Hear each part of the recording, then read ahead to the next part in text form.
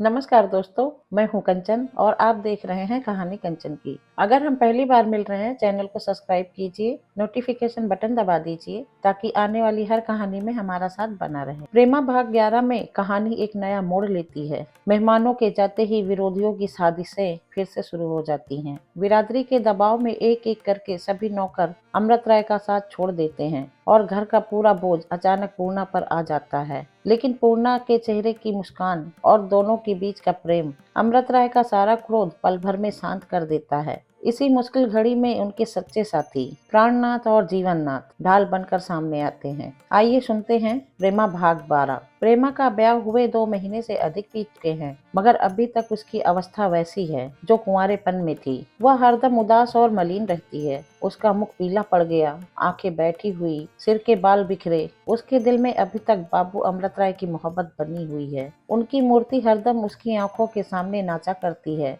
वह बहुत चाहती है कि उनकी सूरत हृदय से निकाल दे, मगर उसका कुछ बस नहीं चलता। यद्यपि बाबू दाननाथ सच्चा प्रेम रखते हैं और बड़े सुंदर हंसमुख मिलनसार मनुष्य हैं, मगर प्रेमा का दिल उनसे नहीं मिलता। वह उनसे प्रेम भाव दिखाने में कोई बात उठा नहीं रखती। जब वह मौजूद होते हैं तो वह हंसती भी है, बातचीत भी करती है, प्रेम भी जताती है, मगर जब वह चले जाते हैं तब उसके मुख पर फिर उदासी छा जाती है। उसकी सूरत फिर वियोगिनी की सी हो जाती है। अपने मैके में उसे रोने की कोई रोक टोक न थी। जब चाहती और जब तक चाहती रोया करती, मगर यहाँ रो भी नहीं सकती। या रोती भी तो छिप कर। उसकी बूढ़ी सास उसे पान की तरह फेरा करती है, केवल इसलिए नहीं कि वह उसका पास और दबाव मानती है, बल्कि इसलिए कि वह अपने साथ बहुत सा दहेज लाई है। उसने सारी गृहस्थी पतोहों के ऊपर छोड़ रखी है और हरदम ईश्वर से विनय किया करती है कि पोता खिलाने के दिन जल्द आए। बेचारी प्रेमा की अवस्था बहुत ही सोचनीय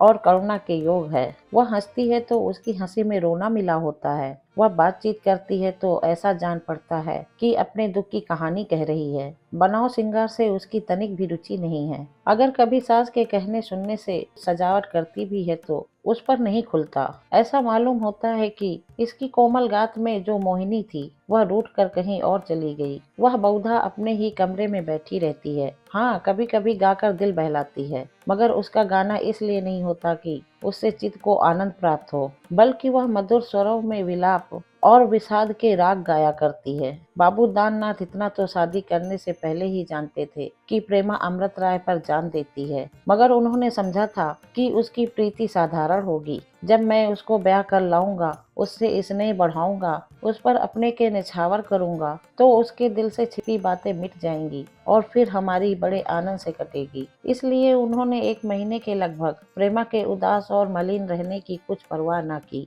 मगर उनको क्या मालूम था कि स्नेह का वह पौधा जो प्रेम रस से सींच सींच कर परवाना चढ़ाया गया है, महीने 2 महीने में कदाप नहीं मुरझा सकता। उन्होंने दूसरे महीने भर भी इस बात पर ध्यान न दिया, मगर जब अब भी प्रेमा के मुख से उदासी की घटा फटते न दिखाई दी, तब उनको दुख होने लगा। प्रेम और ईसा का चोली दामन का साथ है। दाननाथ सच्चा प्रेम करते थे, मगर सच्चे प्रेम के बदले में सच्चा प्रेम चाहते भी थे। एक दिन वह मालूम से सवेरे मकान पर आए और प्रेमा के कमरे में गए तो देखा कि वह सर झुकाए हुए बैठी है। इनको देखते ही उसने सर उठाया और चट आंचल से आंसू पोंछ उठ खड़ी हुई और बोली, मुझे आज ना मालूम क्यों लाला जी की याद आ गई थी। मैं बड़ी देर से रो रही हूँ। दाननाथ ने उसको देखते ही समझ लिया था कि अमृत राय के वियोग में आंसू बहाए जा रहे हैं। इस पर प्रेमा ने जो यूं हवा बहलाई तो उनके बदन में आग लग गई। तीखी चितवनों से देखकर बोले, तुम्हारी आंखें हैं और तुम्हारे आंसू, जितना रोया जाए रो लो,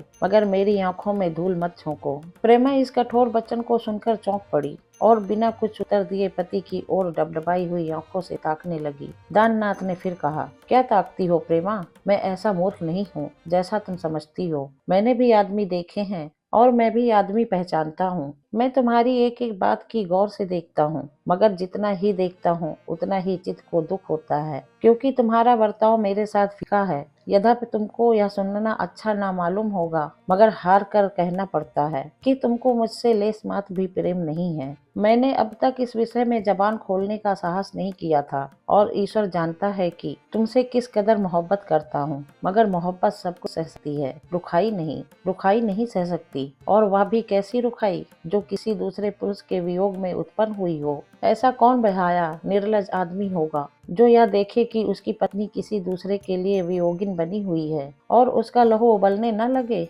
और उसके हृदय में क्रोध की ज्वाला धधक न उठे। क्या तुम नहीं जानती हो कि धर्मशास्त्र के अनुसार स्त्री अपने पति के सिवाय किसी दूसरे मनुष्य की ओर कुदृष्टि से देखने से भी पाप की भागीदारी हो जाती है और उसका पति व्रत भंग हो जाता है। प्रेमा, तुम एक बहुत ऊंचे घराने की बेटी हो और जिस घराने की तुम बहू हो वह भी इस शहर में किसी से हेठा नहीं। क्या तुम्हारे लिए यह शर्म की बात नहीं है कि तुम एक बाजारू की घूमने वाली प्राण ब्राह्मणी के तुल भी न समझी जाओ? और वह कौन है जिसने तुम्हारा ऐसा निरादर किया? वही अमृत राय, जिसके लिए तुम ओठों पर मोती फिरोया करती हो। अगर उस दुष्ट के हृदय में तुम्हारा कुछ भी प्रेम होता तो वह तुम्हारे पिता के बार बार कहने पर भी तुमको इस तरह धत्ता न बनाता। कैसे खेद की बात है, इन्हीं आंखों ने उसे तुम्हारी तस्वीर को पैरों से रौंदते हुए देखा है। क्या तुमको मेरी बातों पर विश्वास नहीं आता? क्या अमृत राय के कर्तव्य से नहीं विदित होता है कि उनको तुम्हारी रत्ती भर भी परवाह नहीं है? क्या उन्होंने डंके की चोट पर नहीं साबित कर दिया कि वह तुमको तुच्छा समझते हैं? माना कि कोई दिन ऐसा था कि वह विवाह करने की अभिलाषा रखते थे,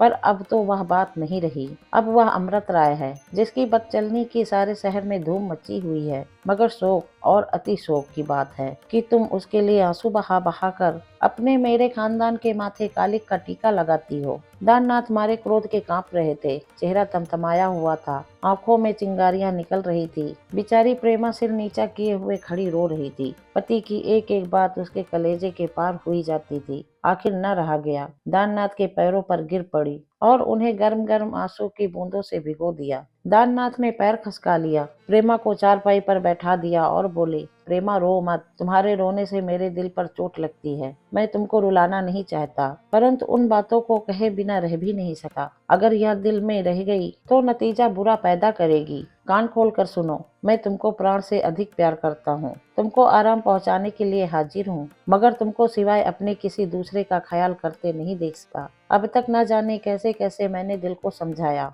मगर अब वह मेरे बस का नहीं, अब वह यह जलन नहीं सह सका। मैं तुमको चेताए देता हूँ कि यह रोना धोना छोड़ दो। यदि इस चेताने पर भी तुम मेरी बात न मानो तो फिर मुझे दोष मत देना। बस इतना कह देता हूँ कि स्त्री के दो पति कदापि जीते नहीं रह सकते। यह कहते हुए बाबू दाननाथ क्रोध से भरे बाहर चले आए। बेचारी प्रेमा को ऐसा मालूम हुआ कि मानो किसी ने कलेजे में छुरी मार दी। उसको आज तक किसी ने भूल कर भी कड़ी बात नहीं सुनाई थी। उसकी भाउज कभी कभी ताने दिया करती थी, मगर वह ऐसा न होते थे। वह घंटों रोती रही। इसके बाद उसके पति की सारी बातों पर विचार करना शुरू किया और उसके कानों में यह शब्द गूंजने लगे, एक स्त्री के दो पति कदापि जीते नहीं रह सके। इनका क्या मतलब है? दोस्तों, 12वें भाग की कहानी यहीं पे समाप्त होती है। कैसी लगी कहानी कमेंट में जरूर लिखना। वीडियो को लाइक करना, दोस्तों के साथ शेयर करना, चैनल सब्सक्राइब करना मत भूलना। मैं कंचन आपसे विदा लेती हूँ, फिर मिलूंगी 13 भाग के साथ। धन्यवाद।